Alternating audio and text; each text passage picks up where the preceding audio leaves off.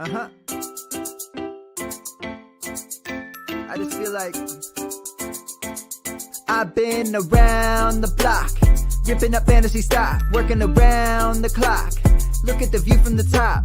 Researching rookies a lot? No, I just be listening to pods. Yeah, one in particular, I'm just a messenger. Let me just pass on the rock. Browning, brunning, pruning, pronouncing ain't what he's doing. What he's doing is not losing, but infusing you with new things. And there's Dennis the Bennett, yeah. The man is a menace, yeah. Building a dynasty, some of the finest things. Promise you, you won't regret it.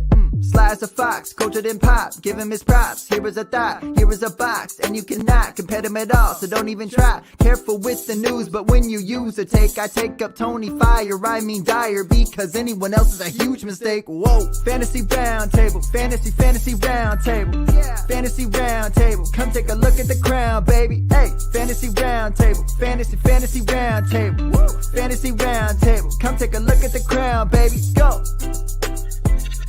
Hello and welcome to another episode of the Fantasy Football Roundtable Podcast.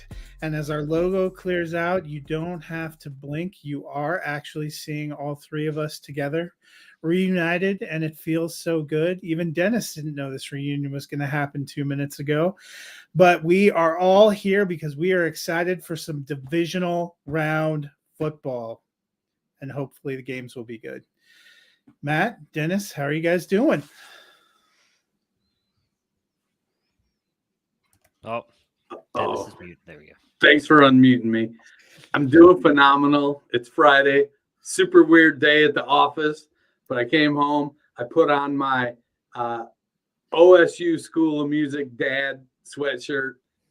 Excited for my son to start in the fall. I'm like, you know what? We're going to talk some football.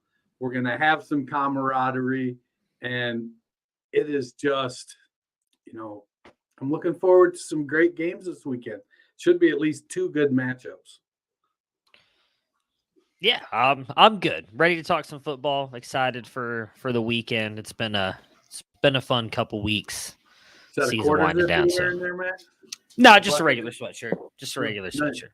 Sweet. I didn't My get son the loves the Ohio blackout State stuff. memo, but I've got my Broncos, and underneath I went with Campus to Can, but it's a little chilly down here, so I there you left go, the there you go. pullover on. Well, before we dive into Later. looking at the games, there was some news. We didn't exactly have the kind of Black Monday we expected with head coaches, but we've had like Black January for assistant coaches. If you were here on Monday, Dennis and I talked about, what would happen to Brandon Staley. Nothing happened to him, but Joe Lombardi, their offensive coordinator and also their quarterback coach, were fired. So I'll start with you, Dennis. How do you think this will impact the Chargers moving forward? I feel like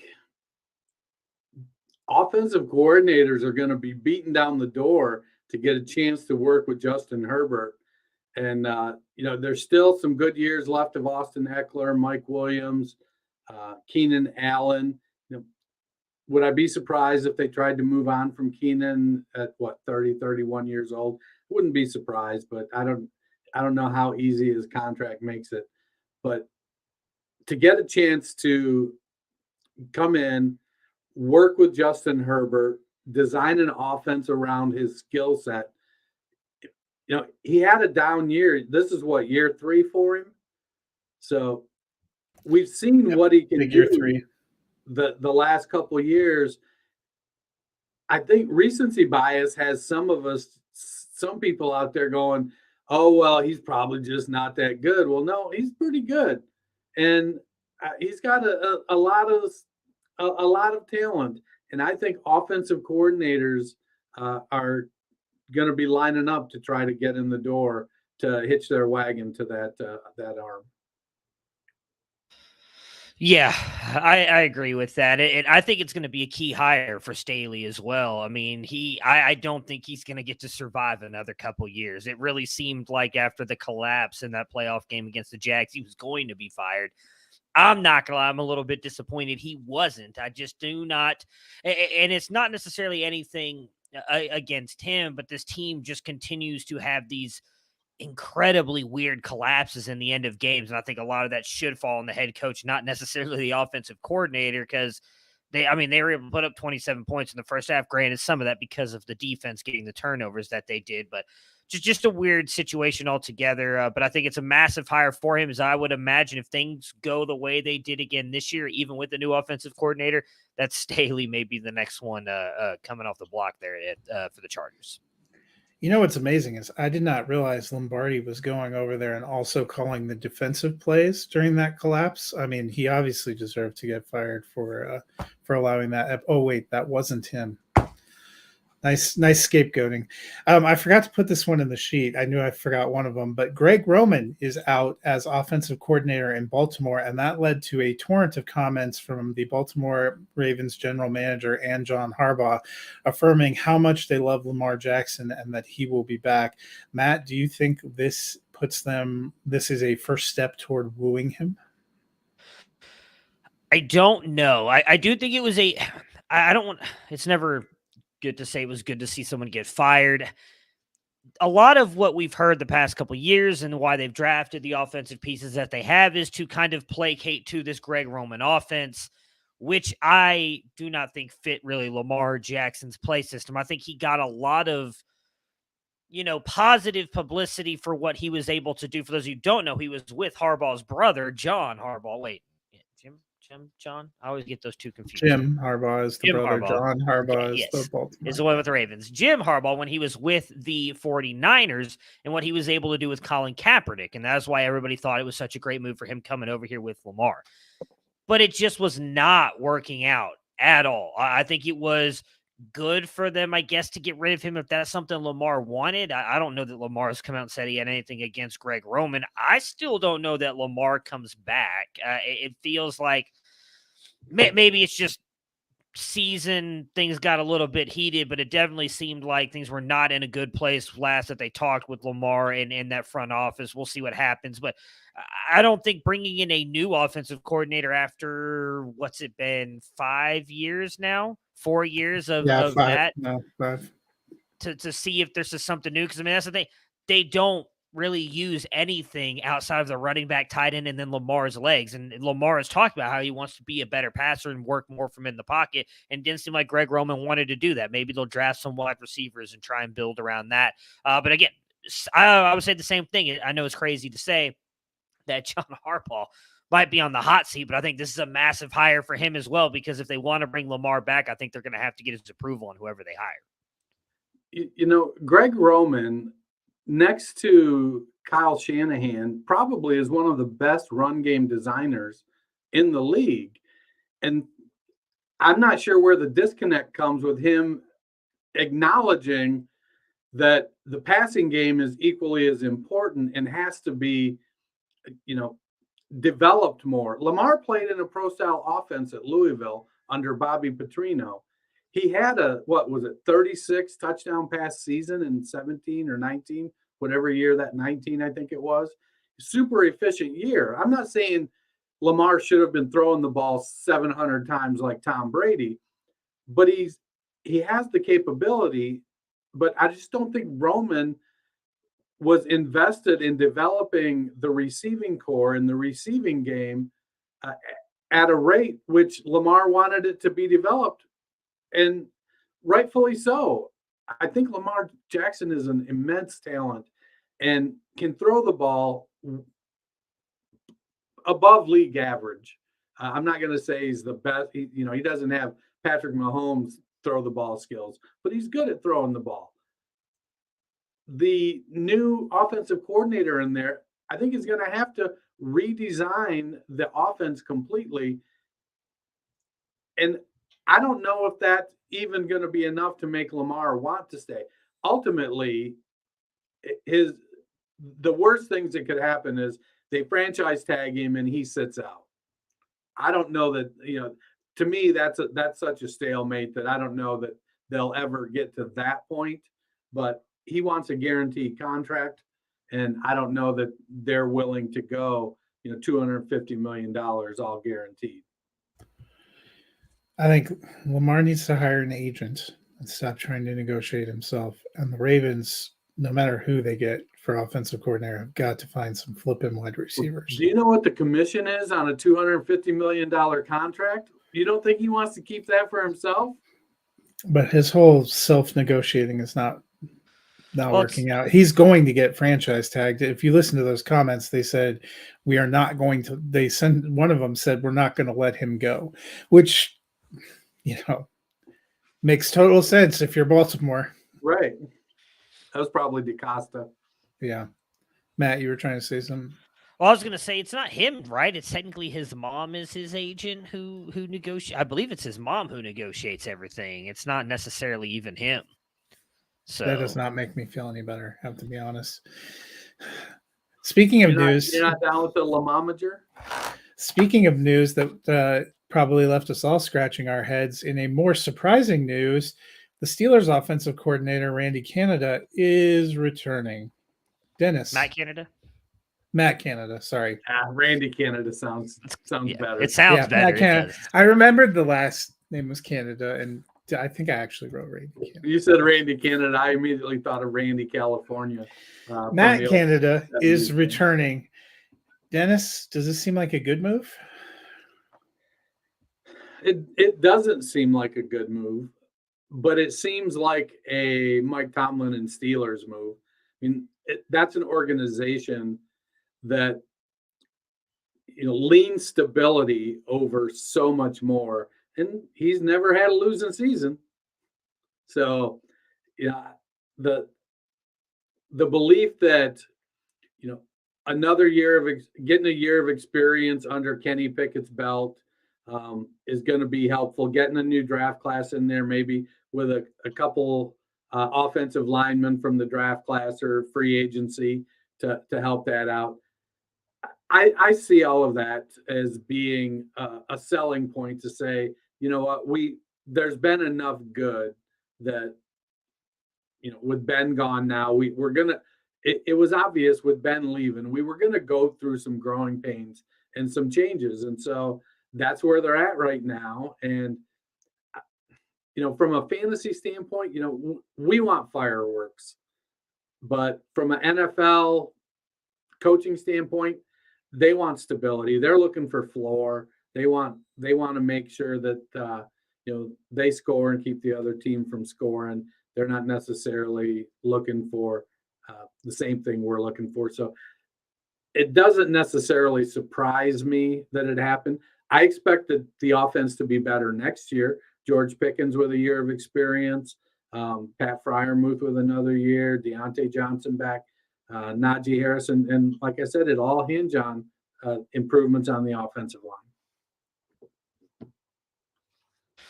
Yeah, I don't want to say it's a negative, but I also don't know that it's a positive because they might have been able to get somebody else in there. I think it's more of, Dennis just mentioned Mike Tomlin, and yet he does it again this year. He's not had an under 500 season. I think that plays a lot into it. We saw some good moments from Kenny Pickett. We also saw some bad moments. One thing I think, at least from my perspective and watching a lot of these quarterbacks come through college and come into the NFL, we always talk about is one thing I really think affected Baker in a major way, because I do think Baker Mayfield was a good quarterback, is having multiple OCs and head coaches every single year. I do want to give Mike Tomlin some credit and saying, you know what, let's stick with Matt Canada. Maybe it's only for one more year, but to keep some consistency and see what this offense can do, because they did not look as bad earlier in the years. They did moving on and later. Maybe Najee Harris comes back healthier, as Dennis mentioned. Maybe they improve the offensive line a little bit. They've got the weapons. George Pickens another year in the system. Deontay Johnson, like I said, Kenny Pickett now going into his second year in that system.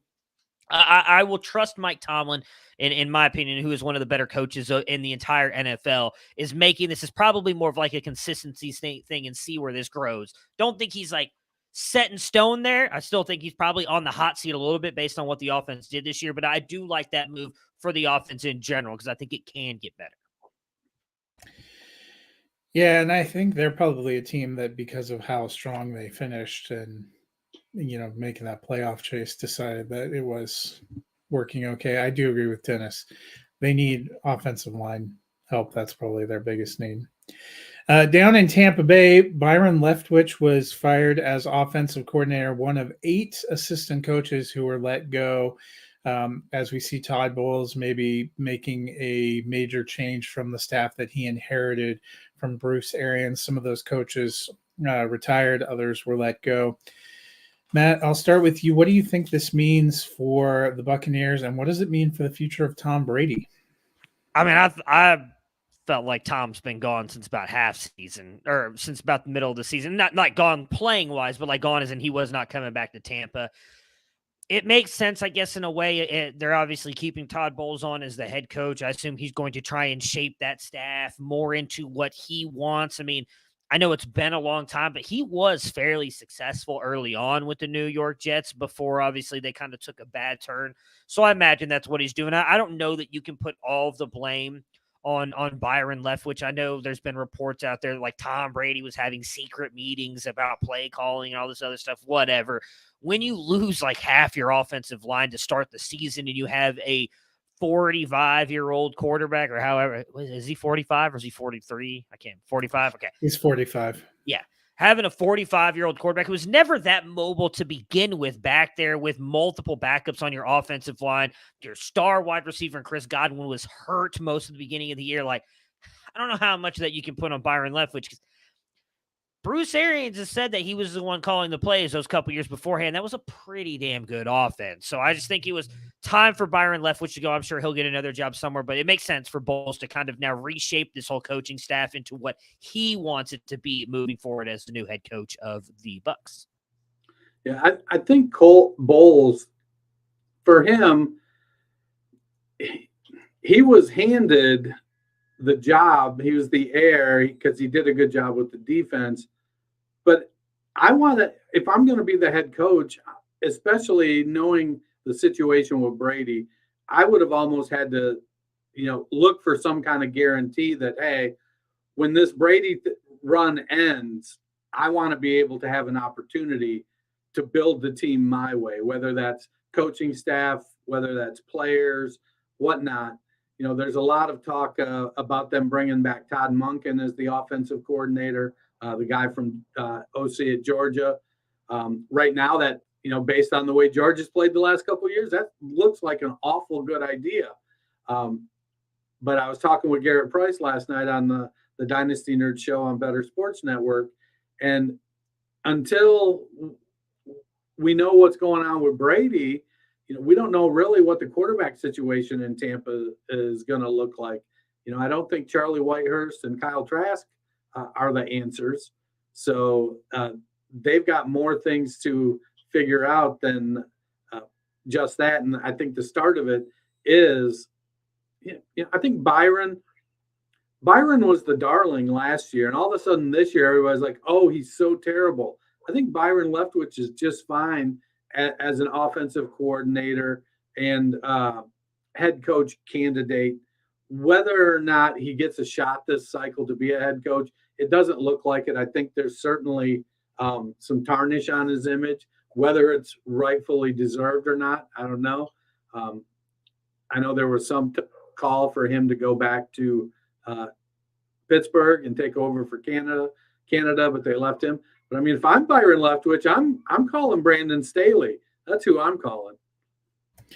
Yeah, you are right. He was like a seemingly hot potential head coaching candidate last offseason, to the point that I was mildly surprised Todd Bowles is the one that got elevated when Bruce Arians stepped aside. So you wonder if there was some tension there. A lot of the criticisms I've heard leveled against Leftwich were an inefficient pass-heavy offense, and they couldn't run, probably largely because they were missing so many offensive linemen. But Brady setting a career high for pass attempts at 45 is probably a bit of a moment of pause.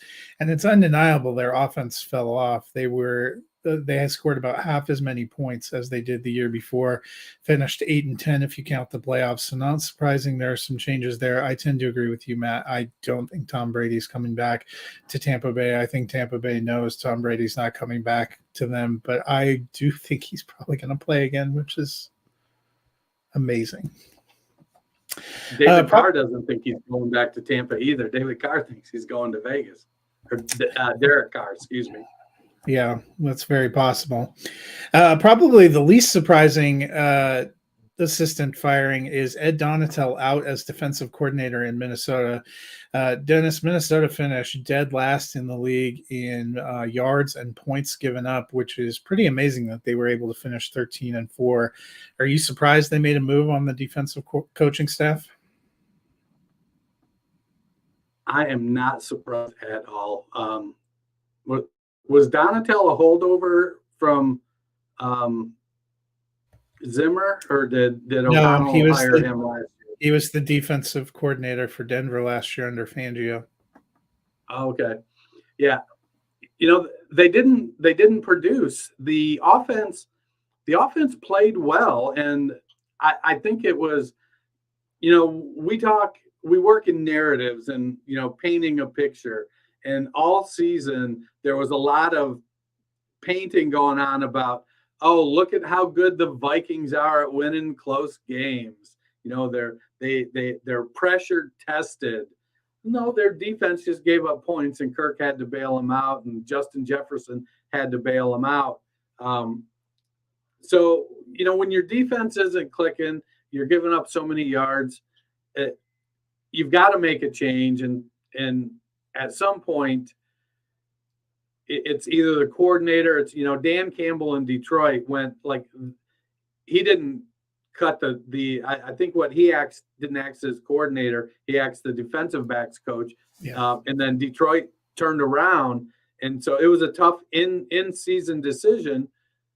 And I get that it's harder to do when you're winning, and Minnesota was winning games, so it's harder to make those changes. Whether it's Donatel making the decision that we have to improve this area of our defense, and to do that means we need a different position coach, or whether it's O'Connell saying we need changes on the defense from the top down. They got to the end of the season, they lost to the lower seed in the playoffs, and now Donatel is in the job market. Yeah, I wonder if there's more to this story that we don't know about. I feel like this is the opposite of the Cleveland Browns situation. There's a lot of similarities here with that stuff. The difference was, Woods, the Browns defensive coordinator, has a ton of extremely good talent on that defense and just couldn't get them right. And Kevin Stefanski refused to fire him for multiple seasons and finally did it this year. I find it weird that he's out after one season when I look at this defense and I do not think it's particularly that good, if I'm being honest. There's a lot of really interesting names on their depth chart. All of these guys are not like a couple year veterans. A lot of these guys are close to decade worth veterans who are not going to have the speed and everything they used to have, just because you're bringing in guys like Patrick Peterson, who, don't get me wrong, back in his heyday, which was like 3 or 4 years ago, was one of the best cornerbacks in the league. He's not that anymore. So now you're going to blame the or the defensive coordinator because these old aging veterans aren't getting the job done. That part I have a little bit of an issue with. It's not like they have a ton of studs on this defense. Now, granted, as Matt just mentioned, they were by far the worst defense. So maybe that is why they got rid of them. It's weird to me. I don't know who they bring in that's going to make this defense top 10, because I don't personally think they have the talent on the defense to do that. But I do think there may be more to this story than meets the eye, that they just fired him after one season after just bringing him in again with, a defense that I don't think is, if you were to put that on paper compared to a lot of others, I would say it's still a bottom half of the league defense. Yeah, and they weren't very good under Zimmer before he got knocked out either, and that was supposed to be his forte. That was one of the reasons they parted ways. Well, it wouldn't be the off season without some quarterback pondering questions, and so we might as well begin this week. Matt, Aaron Rodgers is mulling his future. Do you think he plays in 2023? And if he does, is it as a Packer? I do think he plays in 2023. I do not think it'll be as a Packer. I don't think he wants to go out the way that he did, not making the playoffs. I mean, he's obviously openly stated that he thinks he can still win an MVP. I'm not going to disagree with the man. I think in my opinion, I know Brady has more Super Bowls. Since I've watched NFL, to me, he's the best quarterback I've ever watched play, just with everything he can do, his arm talent, evading, pocket manipulation, everything. I think he's a phenomenal talent. little bit weird, but he is a phenomenal talent. I do think that he ends up going somewhere else. I don't know where. I mean, does he go back to California, maybe play for San Francisco, who, you got their young quarterback wanting out, talking about how he wants to go play at Tennessee and Trey Lance. I don't think Brock Purdy's it personally. Yeah, I believe Aaron Rodgers has talked about the Jets. Does he go to the New York Jets to fix that situation? Regardless, I actually think he plays for probably 2 more years. So I think he's got that in him, but I don't think it's with the Packers because I think they clearly have to make that decision on Jordan Love this year, and I think they're going to pull in Aaron Rodgers and just say, we're going with the younger guy. Aaron Rodgers now becomes Brett Favre, the guy he hated for so long, and has to figure out what he's doing at the next step of his career. Yeah, but the contract that he signed really kind of hamstrings them if they do that this year. I don't know that they've got enough, if they've seen enough of Jordan Love to make the decision, hey, we're going to add that 5th year. But I also don't think they have the opportunity to not do it. I don't think they have any choice but to pick up Love's 5th year option. It's a rookie deal, so it's not that cumbersome to do. I think Aaron's going to head off to the desert. He's going to spend some time licking psychedelic frogs and getting in touch with himself, and he's going to end up back in Green Bay next year. He's got a fat contract. There are very few teams that can afford to take on his contract. I know there's a lot of salary cap manipulation, but teams that can do that are, where they have salary cap room because they're bad and don't have a lot of good players. And I think he's back in Green Bay next year. I think that'll be his last year there. And then they let Love take over in his 5th year. But I think they're going to pick up Love's 5th year option. They're going to let Aaron take his time, come back. It felt like going into last season felt a lot more contentious than it does this year.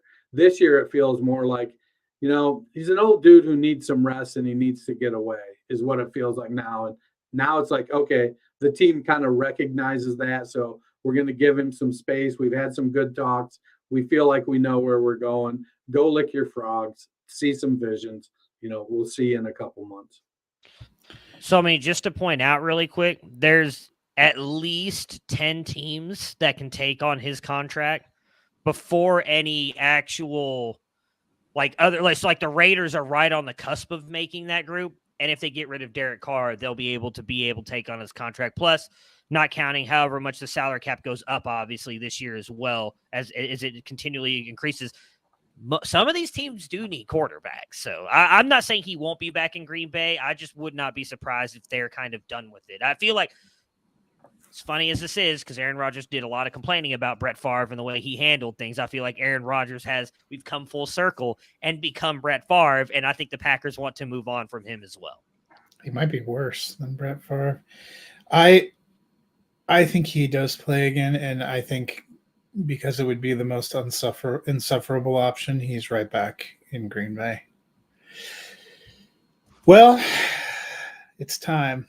We have 4 exciting games to look forward to, 2 on Saturday and 2 on Sunday. The first of those, kicking it off, is the 9-8 Jacksonville Jaguars at the 14-3 Kansas City Chiefs.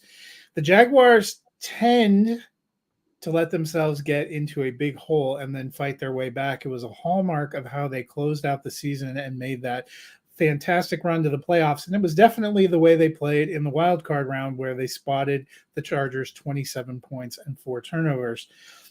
On the flip side, the Chiefs have managed to, even without Tyreek Hill, have a pretty prolific offense. Patrick Mahomes putting up incredible passing numbers once again. So, Matt, I will kick things off with you. Can the Jaguars get off to a hot start, or will this be similar to the 27-17 win that the Chiefs recorded in November? I do think they have a shot to. The weakness of Kansas City's defense is those cornerbacks and the outside, where I do think Trevor Lawrence can attack with Christian Kirk and the wide receivers. I don't necessarily expect them to, though, but I don't think they're going to get down into like a 27-0 hole like they did against the Chargers. That was, because also we talked about it earlier, too. A lot of that was as well. Trevor Lawrence had, 5 interceptions in the first half. 3 of them got them, 4. 3 of them which got the Chargers in like plus territory. They were in Jacksonville's territory as soon as the interceptions were made, so they didn't have to really drive down the field. I expect that gets cleaned up a little bit here. I mean, Doug Peterson and them had a masterful second half. I think a lot of that was Trevor Lawrence's first year in the playoffs. I know he won a national championship, was all that, but it's a different game, different coming from college into the NFL.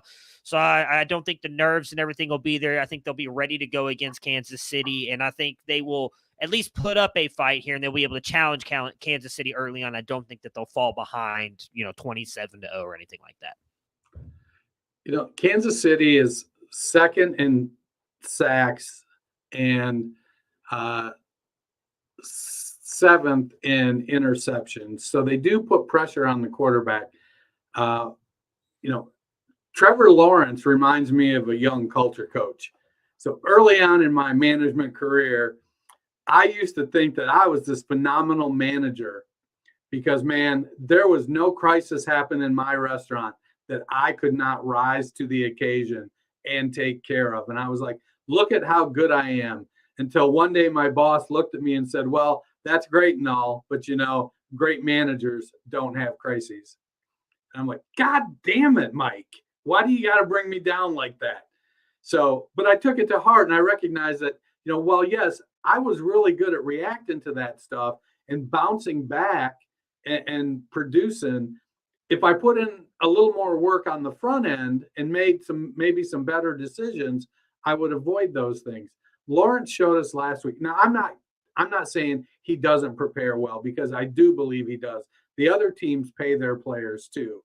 But he threw 4 interceptions last week. It wasn't a great first half, but he's extremely resilient. But as you move deeper into the playoffs, the teams that you're playing are harder to do that against. I don't think he can have that type of start against Kansas City and pull it off, in part because I think Patrick Mahomes is so much better at capitalizing on those type of errors. So do I think he's going to throw 4 interceptions this week? No. Do I think that Jacksonville is going to upset Kansas City? No. Can it happen? It can. I mean, in my eyes, there are 2 teams in this playoff right now that are probably, just they're on the outside. They're underdogs. They're rightfully underdogs. Jacksonville is one of them. And as much as I like the story happening there, I still think that they're a year early from pushing deep into the playoffs. It's a great story that they made it. Could Travis Etienne bust a big play? Could, Kirk or Zay Jones do something? Evan Ingram? Yes, they could. But I like Kansas City's defense because they get to the quarterback, and Chris Jones creates such drama in the middle of that defense and makes it a little bit easier for the linebackers, Willie Gay and Nick Bolton, to kind of free flow towards the ball. Trevor's big. He's 6'6". He's a big guy, pretty athletic. So it'll definitely be a really interesting game to watch. Yeah, it's worth noting in their first matchup, Lawrence was sacked 5 times, to speak to your stats about Kansas City getting to the quarterback, and Patrick Mahomes had 4 touchdown passes in that victory. I think for me, the biggest difference here is when you look at the matchup last week, if you had to bet on one of the coaching staffs with 2 teams that didn't have either one boast a ton of playoff experience, Doug Peterson and his superior work as a coach kind of shine through in that matchup with the Chargers. That's not going to be the case when you go against Kansas City. Andy Reid, one of the most decorated coaches we have, he's been in tons of playoff matchups. Patrick Mahomes has tons of playoff experience. So does Travis Kelce. So do 2 of the wide receivers they brought in. Juju and MVS didn't play with the Chiefs last year, but they've been in the playoffs plenty with Pittsburgh and Green Bay. So there's a lot more experience. They're not going to probably panic or fold the same way that we saw from a little bit of a more inexperienced Charger squad. I am taking the Chiefs in this one. As am I. It's a clean sweep. The second game on Saturday, the primetime game, is the 9-7-1 New York Giants at the 14-3 Philadelphia Eagles. The Giants met the Eagles twice during the regular season. The first matchup was a 48-22, pretty big win by the Eagles. The second was a 22-16 victory by the Eagles in Week 18, where Jalen Hurts was still just trying to come back from that shoulder injury, but the Giants were not really playing their starters. So those games maybe not giving us the best impression of what this matchup could be. Last week, Daniel Jones was on fire, threw for 302 yards, 2 touchdowns, ran for 78 yards, and Saquon broke a couple big ones off. The big question for the Eagles is Jalen Hurts 100% and the quarterback that we saw the first part of the season, or is he still working his way back? Dennis, how do you think this one plays out? I think that, I mentioned earlier there were 2 teams that were clear underdogs. The Giants are the other one. Again, I think they're a year early. It may play to the Giants' favor that they don't have great wide receivers, and Philadelphia is really, really strong at cornerback, but Philly's kind of strong across the defense there. I kind of disregard. I know that the Giants didn't play most of their starters in week 17 or 18, and they still gave the other team a run for its money. It's a division game, and those are just kind of different animals, and you kind of have to. We're in the playoffs now. You got to check some of that information. I love what Brian Daboll has done with the Giants. He is getting the most. Like, if you had to take all 32 teams in the league and say which one is getting the most ROI out of their head coach, it's the Giants, and it's not particularly close. Brian Daboll has delivered. Daniel Jones, if he can, if he rushes for 75 yards, he can throw for 220, not take a bunch of sacks, then that's going to kind of open things up for Saquon Barkley. Daniel Bellinger is kind of the lost guy there. He pops up at very opportune times.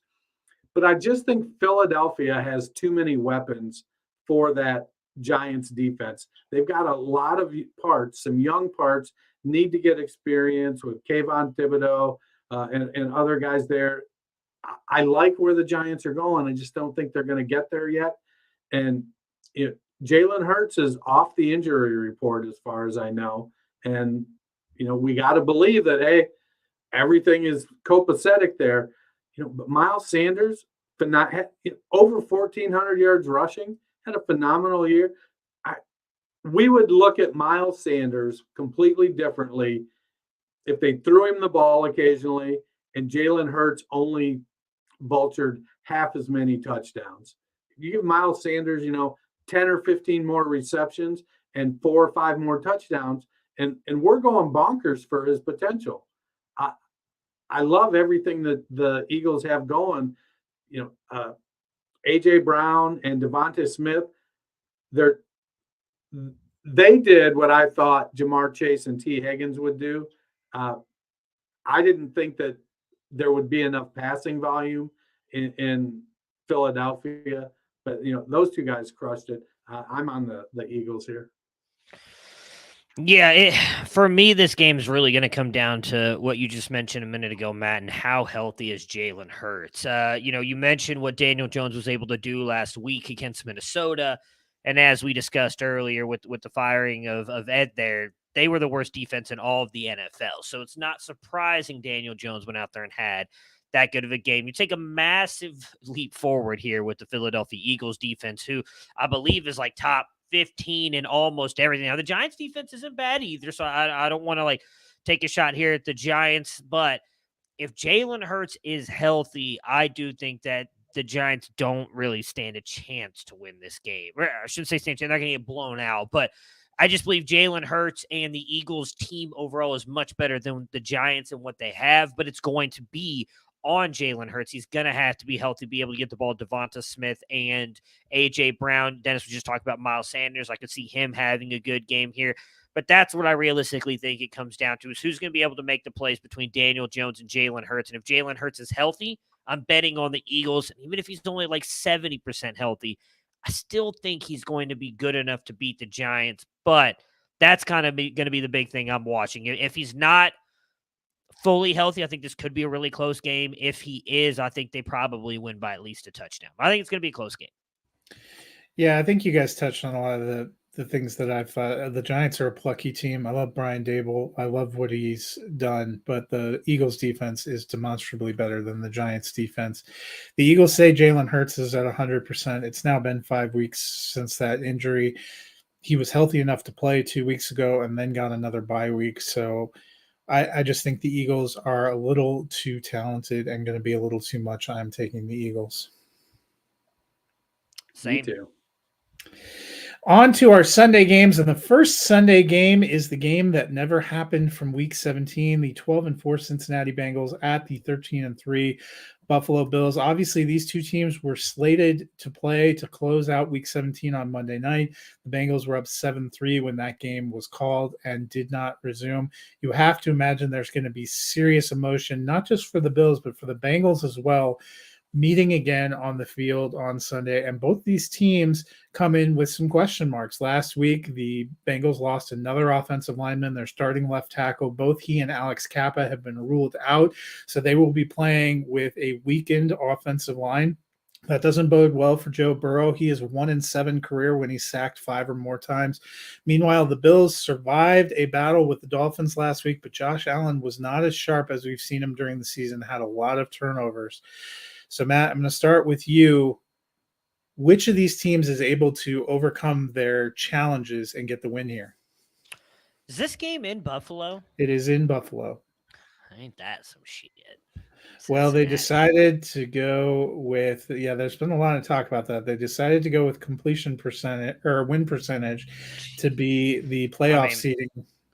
It is what it is. I don't want it to sound like that matters more than DeMar Hamlin, obviously. I feel like I agree. I feel like I'm just saying, like, I feel like Cincinnati did kind of get screwed. They should have played this in a neutral field as well, then, in my opinion. Yeah. I didn't realize that. I thought that they were. That's what I was trying to look up, is where they're playing. Because I know only the AFC Championship would be on a neutral field. For me, that's a little bit ridiculous. But that being said, I still think Buffalo is the better team here. I know Cincinnati. What did they beat both of them last? No, they can't. Kansas City beat Buffalo last year to knock them out of the playoffs. But Cincinnati has hung tough with them, as you just mentioned, the offensive lineman being out. It doesn't matter to me as much because Joe Burrow just finds a way to get it done. Dude's amazing. And so is that Cincinnati Bengals team. I think it's going to be a great game. Probably the game of the weekend. I'm confused as to why this is not the Sunday night game. Nobody wants to watch the 49ers kick Dallas's ass on Sunday night, but whatever. Tell you why. It's because so Fox has the Super Bowl, which means that CBS will get the championship game in prime time. So the AFC championship game is the primetime game next week, and the NFC games are the primetime game this week. It's dumb. It is dumb because this should be the Sunday night game or Saturday. Well, Sunday night's going to draw more viewers. Anyways, I do think it's going to be a really good game. I really don't think there's much that separates both of these teams. Like, I do think it's them and Kansas City are the class of the AFC, and I do think that's the better conference overall. Whoever wins these next few games will probably be my pick to win the Super Bowl. If 49ers had Jimmy G or Trey Lance, I may say differently, but I do think Buffalo is just a little bit better. I mean, you just mentioned they got by Miami. I think a lot of that credit needs to go to Josh Allen, who finally had like a quote-unquote bad game, even though it was actually still a really good game. Dude had thrown 1 interception the past couple years in the playoffs with, 14 or something touchdowns? Like, he's been ridiculous. Goes out there against Miami, throws a couple interceptions, and easily bounces back ends up finding a way to win them that game. The defense stepped up in a big way as well. I understand it was against Skylar Thompson, and people want to be worried about that. All these teams always have that one weird playoff game where it's like, oh my God, they're going to lose to a team they shouldn't or whatever. At the end of the day, I do believe Buffalo is just a tad bit more talented. Wouldn't be surprised if the Bengals are able to pull this off and beat Buffalo, but I'm leaning Buffalo because of Josh Allen. And honestly, I want Buffalo to win with everything that's happened. So that's where I'm leaning right now as the Buffalo Bills find a way to beat the Bengals. So your question, does the Bengals line leave them vulnerable? The answer is yes.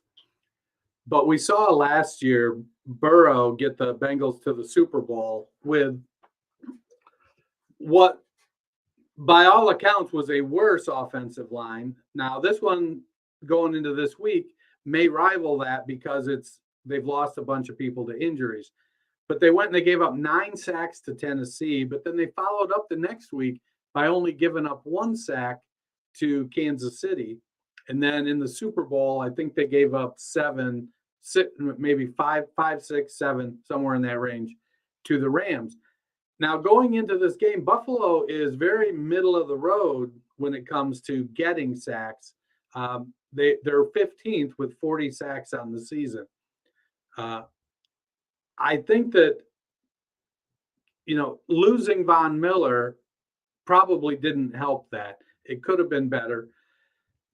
The advantage I think that Joe Burrow has is he's played in a significant number of games where he's gotten his ass kicked by the defense, and he just don't care. He'll make the adjustments. He'll adjust to the short reads, the quick routes to slow the defense down some. If he takes some hits, so be it. And I feel like there's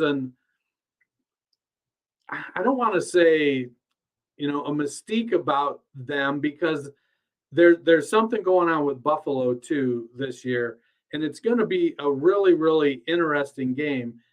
I think the offensive line will hold up well enough. If Buffalo gets 5 sacks, I'm not going to say I'm surprised.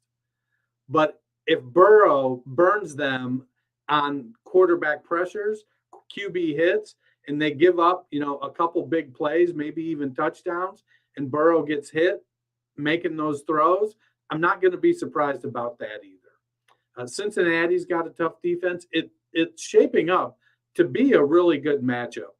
2 explosive offenses and 2 good defenses. I'm really torn on which way I'm leaning because my heart kind of says go with Cincinnati because, Joe Burrow's an Ohio State guy. I like what they're doing. My head kind of feels like, Zach Taylor, is he that good a coach? Is he really, over McDermott? So I'm still conflicted about what direction I'm going to go. I think it's going to be, the matchup of the weekend. Yeah, I picked Buffalo preseason. I'm going to stick with Buffalo. My heart's with Buffalo. But I think this is going to be a close one. A lot of it's going to come down to the pressure because it is an amazing disparity for the Bengals. Burrow is 22-4 if he takes 4 or less sacks, and he is 1-7. That one win was, as you pointed out, that 9-sack playoff game against Tennessee. So go Mike Vrabel. But I am taking the Buffalo Bills. I'm going to go with my heart and take the Bengals. I'm taking the Bills. The final game of the weekend is the Sunday night game that Matt mentioned, the 12-5 Dallas Cowboys at the 13-4 San Francisco 49ers. This is the only game so far in the playoffs where the teams did not meet in the regular season. I know we would say the Bengals and Bills didn't finish a game, but they definitely started one. These 2 teams were not scheduled against each other and did not play against each other, although historically the Cowboys and the 49ers have had some epic battles, including in the playoffs. Both teams had fairly impressive wildcard wins, with the Cowboys blowing out the Tampa Bay Buccaneers on Monday Night Football 31-14, and San Francisco coming back from a close first half to get a 41-23 win over the Seahawks. The 49ers come in with a couple extra days of rest while the Cowboys are on a short week, but both of these are talent and star-laden offenses with very opportunistic defenses. Dennis, what are you expecting from this NFC clash? Dallas's defense is good, but San Francisco's defense is great. And, we've kind of been riding the whole Brad Johnson, Trent Dilfer QB motif with an outstanding defense. I think Kansas City. I think San Francisco can win this game by a touchdown. To me, I feel like it's going to be another game where Dak has a bonehead play, and the Dak haters get to come out in full force. If Zeke was the Zeke of old, I think he could eat up some clock maybe. But we've seen CeeDee Lamb have some drop issues. Micah Parsons could be the deal breaker. If Parsons can get to Brock Purdy, it may rattle him, maybe even injure him. Parsons is a difference maker on defense. I like Dallas's team a lot. I just think that San Francisco's defense is just a notch better, and it's going to cause a little shakiness on the Dallas offense, and I think San Francisco ends up overcoming it. I don't think it's going to be maybe as high scoring as Buffalo and Cincinnati will be. I think we've seen Dak put up some points in the past. We've seen San Francisco put up some points in the past. I think this is going to be more of an old school game. I think San Francisco is going to want to try to run it to protect their rookie quarterback. This may finally be the game where he doesn't throw for 2 or more touchdowns. Yeah, I all joking aside, I expect this to be a close game. Both defenses very good. The difference is, as Dennis just mentioned, I think San Francisco's defense is better, as he mentioned, than Dallas's. Where Dallas, I think, will have the advantage is in Dak Prescott and that offense. I know that Brock Purdy has been extremely efficient and good, and this Kyle Shanahan offense has worked well. I think these people talking about him being this incredible player is getting a little bit overstated. We've seen players, much like a Davis Mills last year, who played really well, and then finally when these teams are able to get tape on them and a little bit more, they kind of come down to earth. He was Mr. Irrelevant for a reason. It's not like he was a third-round pick, and he's playing to his potential like Dak is. That being said, I do think San Francisco's defense should be able to slow down the Cowboys offense. It'll really come down to how much the Cowboys can get to Brock Purdy and try offense. That defense, I think it was like top, and they've kind of fallen back a little bit in the Cowboys defense as the season's rolled on. I think it's going to be a very tight game. I think it might actually come down to like a field goal kick at the end for the winner here. And I'm taking San Francisco to be able to get that done because, yeah, that wasn't meant as a shot toward Brett Maher. I just realized that might sound like that was. That was not meant to be that way. I apologize. I do think it will come down, though, to like a field goal kick at the end. And I do think it will be. I imagine it's going to be the 49ers who are the ones making that kick. I just think they're going to find a way to get it done. The one low light from Monday night.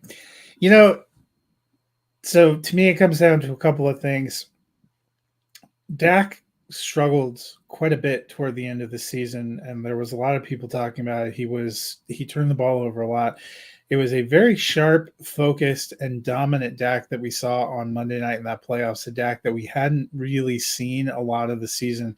I thought that was encouraging. The other thing that would be encouraging if you were hoping that Dallas could have a chance and be in this is that San Francisco defense was incredible during the regular season, but they were not incredible to start the playoffs last week. They let Ken Walker run on them. They let DK Metcalf destroy them. They were down at the half. That was probably one of the more surprising first halves. It got lost because their offense really kicked it into gear and just decimated Seattle in the second half because they were a much more talented team. They are probably a better team than Dallas, but I don't know if they're a much more talented team. The thing that's interesting here is while I like Kyle Shanahan, this is a battle of two coaches who are known to make some gaffes in important games. I don't know which one you would feel more confident betting on, which will be an interesting situation. I would be thrilled if Dallas won, but I am picking the 49ers. So am I. Same 49ers. Well, that'll wrap it up for today. Dennis and I will be back looking at how we did on our picks and how these teams fared on Monday. But if you have a little bit of extra time on Sunday morning, Dennis, because you didn't realize that the games don't start until 3 Eastern, what should you do with that time while you're just staring off into the void of space? Well, get out those new earbuds that you got for Christmas, those nice wireless Bluetooth earbuds.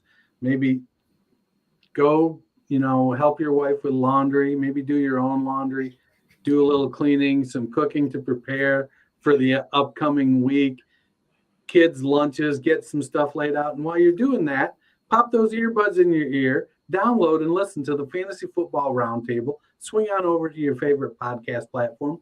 Give us a rate and a review. Maybe hit the Pigskin Podcast Network. Listen to some other great podcasts. But definitely download, rate, and review us. Everybody.